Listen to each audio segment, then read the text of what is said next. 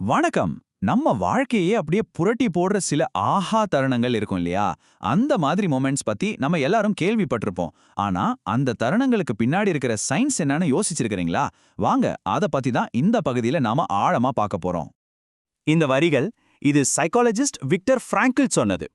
Auschwitz வதை முகாம்ல நினைச்சு பார்க்கவே முடியாத ஒரு கொடுமையான சூழல்ல அவர் இருந்தப்போ தன் வாழ்க்கையோட அர்த்தம் என்ன, இந்த துன்பத்துக்கான காரணம் என்னன்னு அவருக்கு ஒரு விஷயம் புரிஞ்சுது. அந்த ஆழமான ஒரு தருணத்தை தான் இது சொல்லுது.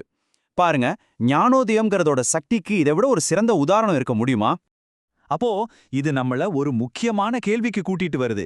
எப்படி ஒரு பயங்கரமான நெருக்கடியான தருணம் நம்ம வாழ்க்கையே மாத்தக்கூடிய ஒரு ஞானோதயமா மாறுது? இது சும்மா எதேச்சியா நடக்கிற ஒரு விஷயமா? இல்ல இதுக்கு பின்னாடி ஒரு குறிப்பிட்ட அமைப்பு, ஒரு பேட்டர்ன் ஏதாவது இருக்கா? வாங்க, இதுக்கான பதில நம்ம சேர்ந்து தேடலாம்.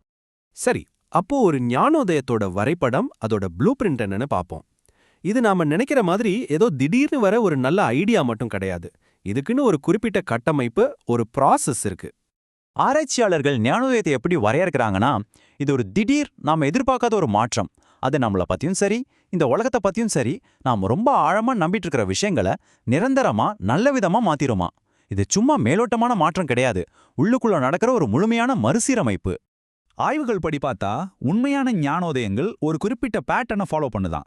முதல்ல இது மனச்சோர்வு, பதட்டம் மாதிரியான ஒரு முன்னிலையோட தான் தொடங்குது. அதாவது ஒரு விதமான குழப்பம். அந்த குழப்பத்துக்கு நடுவுல திடீர்னு ஒரு தெளிவு பறக்கும். அது நம்மளோட சுய அடையாளத்தையே மாத்தி வாழ்க்கைக்கு ஒரு புது அர்த்தத்தை கொடுக்கும். ரொம்ப முக்கியமா இந்த மாற்றம் நிரந்தரமா நிலைக்கும். இதுதாங்க ஒரு ஞானோதயத்தோட முழு பயணம். சரி, இப்ப நாம இந்த மன கொந்தளிப்போட ஆழமான அர்த்தத்தை பத்தி பார்க்கலாம். அந்த உள்குழப்பம்ங்கிறது சும்மா ஒரு நெகட்டிவான உணர்வு மட்டும் இல்லைங்க. அது ஒரு முக்கியமான அறிகுறி. இப்படி அந்த உள்குழப்பத்திலிருந்து நாம ஒரு ஆழமான தெளிவுக்கு பயணிக்கிறோம். ஒரு ஞானோதயத்துக்கு முன்னாடி வர்ற அந்த கொந்தளிப்பு இருக்கே, அது ஒரு இருத்தலியல் நெருக்கடி. அப்படின்னா என்னன்னா, நாம வாழ்ற வாழ்க்கை இனிமே உண்மையானதா இல்ல, இது நம்மளோட வாழ்க்கை இல்ல அப்படின்னு மனசுக்குள்ள ஒரு உணர்வு வரும். அந்த உணர்வு தான் அது. இந்த நெருக்கடி தான் மாற்றத்துக்கான ஒரு உந்து சக்தியா மாறுது. இது நம்மள அடுத்த கட்டத்துக்கு கூட்டிட்டு போகுது. நம்மளோட உண்மையான சுயத்தை அடையிறது. ஒரு ஞானோதயத்தோட அல்டிமேட் ரிசல்ட் இதுதாங்க. மத்தவங்களுக்காக எதிர்வினையாற்றிக்கிட்டு இருந்த ஒரு வாழ்க்கையிலிருந்து நமக்கான வாழ்க்கையை உருவாக்குற ஒரு நிலைக்கு மாறுறது. இது உங்களுக்கு தெரியாம உங்களுக்குள்ளே இருந்த ஒரு தேர்வு. இந்த இரண்டு விதமான வாழ்க்கை முறையையும் கொஞ்சம் ஒப்பிட்டு பாருங்களேன். ஒரு பக்கம் போலியான சுயம், அப்படின்னா மத்தவங்களோட விதிகளுக்கு கட்டுப்பட்டு வாழறது, சமூகத்துக்காக முகமூடிகளை போட்டுக்கிட்டு பொறுப்பை தட்டி கழிச்சிட்டு ஏதோ அன்றாட வாழ்க்கையில மிதந்துட்டு போறது. ஆனா இன்னொரு பக்கம் உண்மையான சுயம். இது நமக்கான அர்த்தத்தை நாமளே உருவாக்குறது, சுதந்திரத்தை ஏத்துக்கிட்டு நம்ம தேர்வுகள் எல்லாத்துக்கும் நாமளே பொறுப்பேத்துக்கிட்டு நம்ம வாழ்க்கையை நாமளே உணர்வுபூர்வமா வடிவமைக்கிறது. ஒரு ஞானோதயம் இந்த மாற்றத்தை தான் நிகழ்த்துது. அப்போ ஒரு ஞானோதயம் என்ன செய்யுதுன்னா, உங்களுக்குள்ள இருக்கிற சக்தியை அது வெளிப்படுத்துது. எதுக்கான சக்தி? முழுமையான சுதந்திரத்தை ஏத்துக்கிறதுக்கும் அதோட சேர்ந்து வர்ற மிகப்பெரிய பொறுப்பையும் ஏத்துக்கிறதுக்கும். நீட்சே, சார்த்தர் மாதிரி பெரிய தத்துவ ஞானிகள் சொன்ன மாதிரி, உங்க தேர்வுகளின் மூலமா தான் உங்களை நீங்களே வரையறுத்துக்க முடியும். நீங்களே உங்க சுயத்தின் படைப்பாளரா மாற அது வழிவகுக்குது. சரி, இவ்ளோ நேரம் நாம தத்துவ ரீதியா பார்த்த இந்த மாற்றம் உண்மையிலே எவ்வளோ காலத்துக்கு நீடிக்கும்?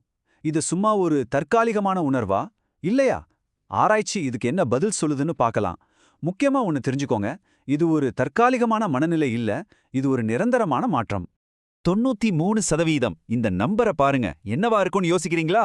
இந்த ஒரு நம்பர் இந்த மாற்றத்தோட தாக்கத்தை ரொம்ப சக்தி வாய்ந்ததா காட்டுது. ஆமாங்க, ஒரு பெரிய ஆய்வுல ஞானோதயம் அடைஞ்சவங்க கிட்ட கேட்டப்போ அதுல 93% பேர் தங்களுக்கு ஏற்பட்ட மாற்றம் நிரந்தரமானதுன்னு ரொம்ப உறுதியா நம்பியிருக்காங்க. இதிலிருந்தே தெரியுது இல்லையா, இந்த தருணங்கள் ஒருத்தரோட வாழ்க்கையிலையும் அவங்க கொள்கைகளையும் உண்மையான நீடித்த மாற்றங்களை ஏற்படுத்துதுங்கிறதுக்கு இது ஒரு தெளிவான சாட்சி. அப்போ இதிலிருந்து நாம எடுத்துக்க வேண்டிய முக்கியமான விஷயம் இதுதான். ஒரு ஞானோதயங்கிறது சும்மா ஒரு நல்ல யோசனை மட்டும் கிடையாது. அது நம்மளோட அடையாளம், இந்த உலகத்துல நம்மளோட இடம் எல்லாத்தையும் முழுசா மாத்தி அமைக்கிற ஒரு விஷயம். இது உங்களை அடிப்படையிலேயே மாத்திடுது. ஒரு ஞானோதயங்கிறது சுய உருவாக்கத்தோட ஒரு உச்சக்கட்ட செயல்னு இப்ப நமக்கு தெரியுது. அப்போ அந்த சக்தியை பயன்படுத்தி நீங்க எந்த மாதிரியான ஒரு சுயத்தை உங்களுக்கு நீங்களே உருவாக்க தேர்ந்தெடுப்பீங்க? யோசிச்சு பாருங்க.